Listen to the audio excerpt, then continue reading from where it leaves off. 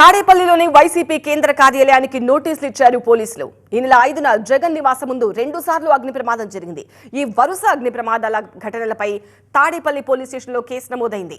దీంతో ఈ నెల 5వ తేదీన అర్ధరాత్రి 2 గంటల నుంచి తెల్లవారుజామున 4 గంటల వరకు రికార్డైన సీసీటీవీ ఫుటేజ్ ఇవ్వాలని నోటీసుల్లో పేర్కొన్నారు తాడేపల్లి పోలీసులు.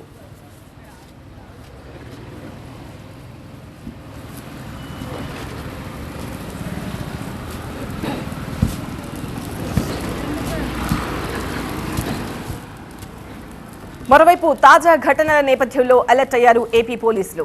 తాడేపల్లిలోని వైసీపీ కేంద్ర కార్యాలయంతో పాటు వైఎస్ జగన్ నివాసం ముందు మరిన్ని భద్రతా చర్యలు చేపట్టారు.